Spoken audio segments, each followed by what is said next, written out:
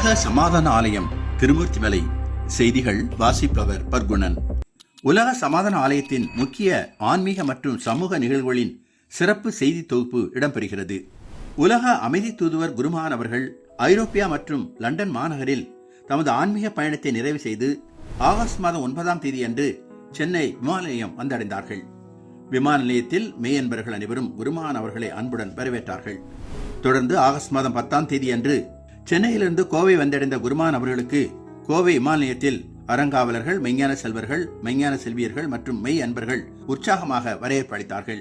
அப்போது குருமகான் அவர்கள் தமது ஐரோப்பிய ஆன்மீக பயணம் குறித்து சுருக்கமாக எடுத்துரைத்து வருகை புரிந்த அனைவருக்கும் நல்லாசிகளை வழங்கினார்கள்.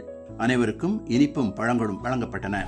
அதனைத் தொடர்ந்து ஆகஸ்ட் மாதம் 12ஆம் தேதி மாலை தென்கையிலே உலக சமாதான ஆலயம் ஞானபீடத்திற்கு குருமகான் அவர்கள் வந்தடைந்தார்கள். குருமகான் அவர்களை மெய்ஞான ஆசிரியர்கள், மெய்ஞான செல்வர் செல்வியர்கள், மெய் உணர்வாளர்கள் மற்றும் ஸ்ரீ பரஞ்சோதி யோகா கல்லூரி மாணவ மாணவிகளும் ஆரத்தி எடுத்து சிறப்பாக வரவேற்றார்கள்.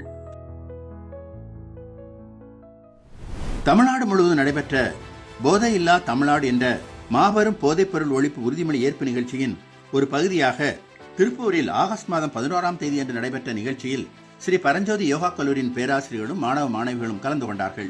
இளைஞர்களிடையே போதைப் பொருட்களின் தீமை குறித்து விழிப்புணர்வு ஏற்படுத்தும் நோக்கில் நடைபெற்ற இந்த நிகழ்ச்சியில் போதைப்பொருள் ஒழிப்பு உறுதிமொழியை ஏற்றுக்கொண்டார்கள்.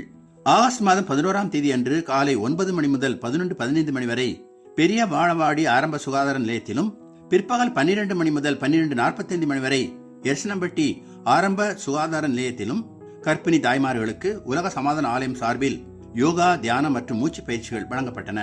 மெய்ஞான ஆசிரியர் திருப்பதி ராஜா, மெய்ஞான ஆசிரியர் பார்வதி திருப்பதி ராஜா ஆகியோர் பயிற்சிகளை வழங்கினார்கள். இவ்வாறு குருமகான் அவர்களின் ஐரோப்பிய ஆன்மீக பயண நிறைவு மற்றும் வரவேற்பு நிகழ்ச்சிகளுடன் போதைப்பொருள் ஒழிப்பு விழிப்புணர்வு மற்றும் கர்ப்பிணி தாய்மார்களுக்கான யோகா, தியான, மூச்சு பயிற்சி உள்ளிட்ட மக்கள் நல நிகழ்வுகளும் சிறப்பாக நடைபெற்றன. மேலும் பல ஆன்மீக மற்றும் சமூக செய்திகளுடன் மீண்டும் சந்திப்போம். இத்துடன் செய்திகள் நிறைவடைந்தன. சந்தோஷம்.